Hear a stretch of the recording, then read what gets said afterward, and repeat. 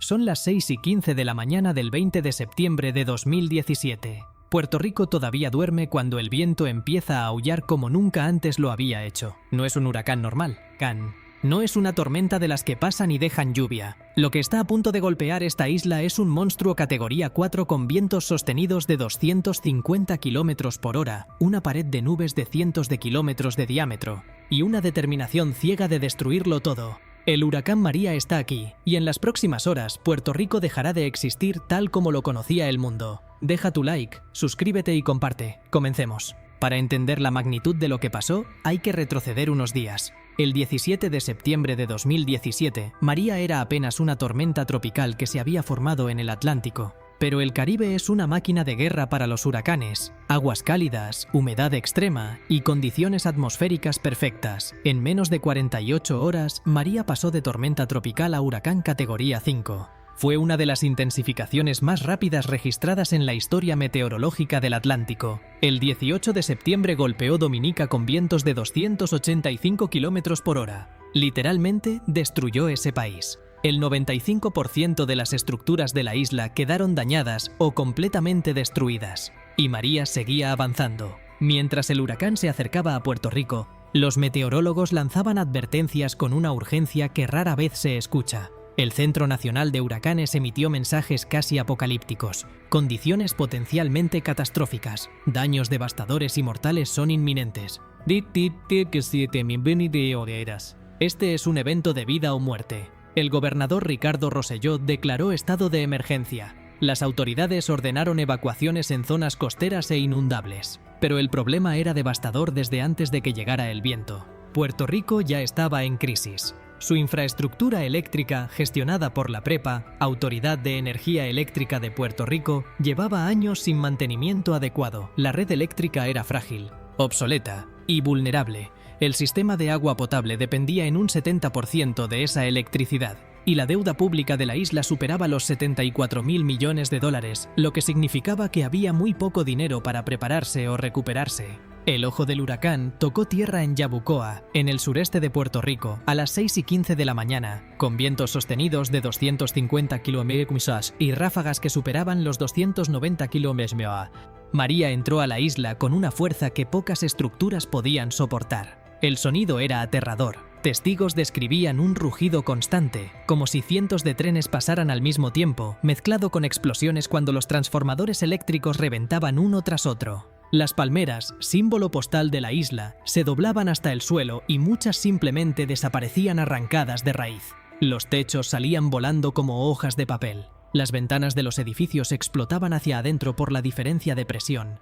El agua no caía. Era lanzada horizontalmente como proyectiles. El ojo del huracán tardó varias horas en cruzar la isla de este a oeste. Eso significó que Puerto Rico no tuvo un golpe rápido y pasajero, sino una exposición prolongada a los vientos más destructivos. Cuando llegó el ojo, hubo una pausa. El cielo se aclaró, el viento paró, y los puertorriqueños que se asomaron pensaron que lo peor había pasado. Fue una trampa mortal. Algunos salieron a verificar daños. Entonces llegó la otra pared del huracán, igual de feroz, pero desde la dirección opuesta. Los que habían salido corrieron de vuelta a sus refugios. Las estructuras que habían resistido la primera mitad, muchas cedieron ante la segunda. Cuando María finalmente salió por el noroeste de Puerto Rico, dejó atrás un panorama que muchos compararon con una zona de guerra. La isla entera había perdido la electricidad. Los 3.4 millones de personas que vivían en Puerto Rico estaban en la oscuridad total. No había señal de celular. No había agua potable en los grifos. Las carreteras estaban bloqueadas por árboles caídos, postes eléctricos y escombros.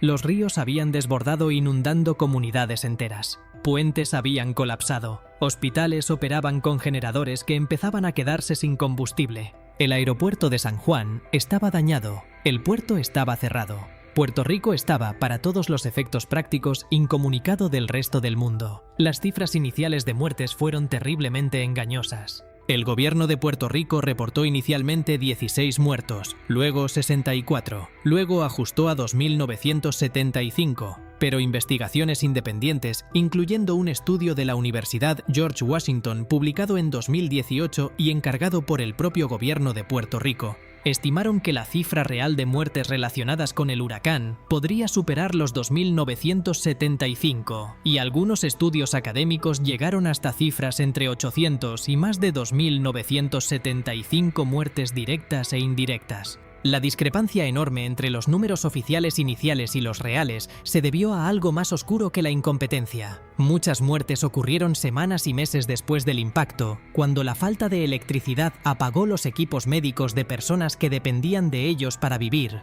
cuando el calor extremo mató a ancianos que no podían refrigerar sus medicamentos, cuando el estrés y la desesperación dispararon ataques cardíacos, cuando enfermedades relacionadas con el agua contaminada se extendieron sin control. La situación del agua fue particularmente crítica. Antes de María, el 95% de los puertorriqueños tenía acceso a agua potable tratada. Después del huracán, ese sistema colapsó completamente. Sin electricidad, las plantas de tratamiento dejaron de funcionar, los depósitos se vaciaron, las tuberías se contaminaron, comunidades enteras comenzaron a obtener agua de ríos, quebradas y pozos no tratados, exponiendo a miles de personas a bacterias, parásitos y enfermedades. Hubo informes documentados de personas que accedieron a sitios del Superfund, zonas contaminadas con desechos tóxicos, buscando agua. La situación era tan grave que las autoridades de salud emitieron advertencias urgentes, aunque sin la infraestructura para hacer cumplir nada. Deja tu like, suscríbete y comparte. La respuesta federal fue el segundo desastre de Puerto Rico.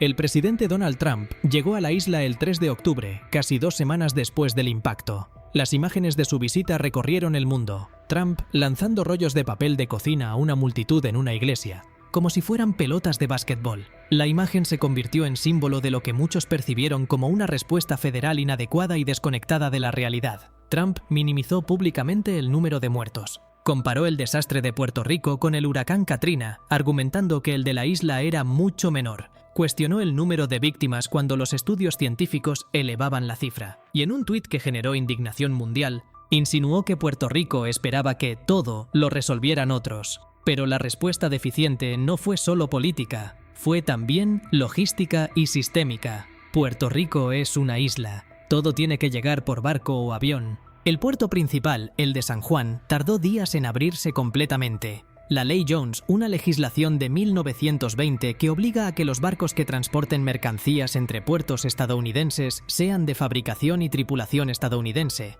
limitaba los barcos disponibles y encarecía el envío de ayuda. Se necesitó una dispensa especial del gobierno federal para permitir barcos extranjeros. La red de carreteras destruida dificultaba distribuir la ayuda que llegaba. Y la burocracia federal tenía procesos diseñados para estados continentales, no para una isla con infraestructura ya deteriorada. La electricidad fue el símbolo más doloroso y duradero del fracaso. Puerto Rico tardó 11 meses en restaurar completamente la electricidad a toda la isla. 11 meses. Para diciembre de 2017, 3 meses después del huracán, más de un tercio de la isla seguía sin electricidad.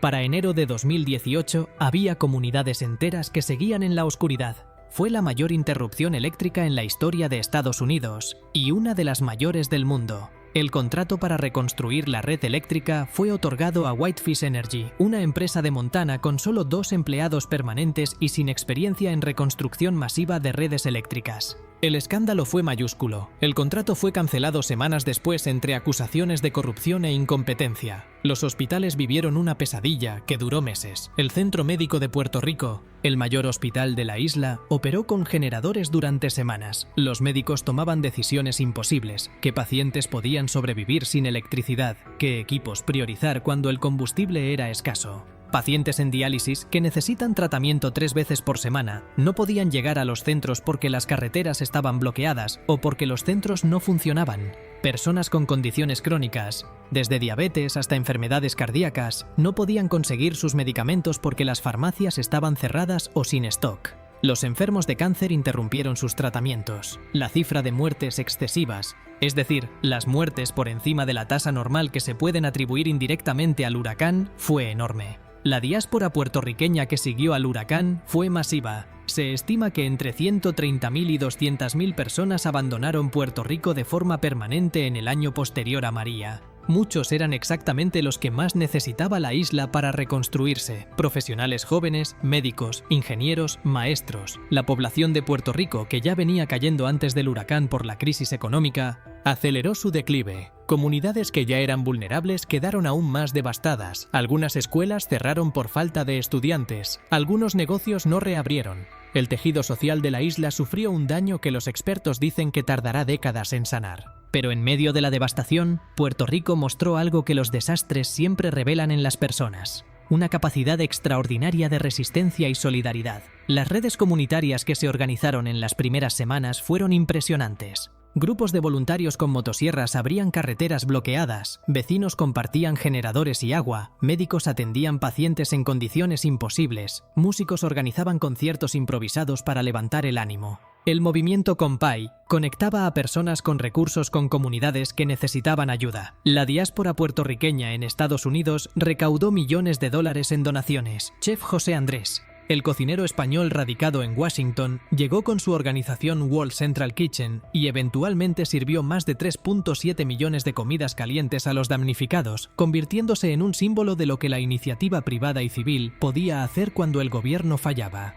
El daño económico de María fue catastrófico. Las estimaciones variaron, pero el Banco Mundial y otros organismos calcularon los daños entre 90 y 100.000 millones de dólares. Para una isla que ya tenía 74.000 millones de dólares de deuda pública y que llevaba años en recesión, ese golpe fue devastador. La agricultura puertorriqueña, que incluía plantaciones de plátanos, café y otros cultivos, fue destruida casi completamente. El 80% de los cultivos agrícolas se perdieron. La industria turística, fundamental para la economía, colapsó. Los hoteles estuvieron cerrados durante meses, las inversiones extranjeras se paralizaron y la infraestructura que había que reconstruir, desde carreteras hasta hospitales, pasando por la red eléctrica, requería decenas de miles de millones de dólares que Puerto Rico simplemente no tenía. 5 años después de María, Puerto Rico sigue luchando con las consecuencias. La red eléctrica, que fue parcialmente reconstruida, continuó dando problemas. Apagones masivos se repitieron en 2019, en 2020 y en años posteriores. La empresa que administra la red fue cambiada varias veces entre controversias. Y la pregunta que Puerto Rico lleva haciéndose desde esa madrugada del 20 de septiembre de 2017 sigue sin respuesta definitiva. ¿Qué vale una vida puertorriqueña? Deja tu like, suscríbete y comparte. Hasta la próxima.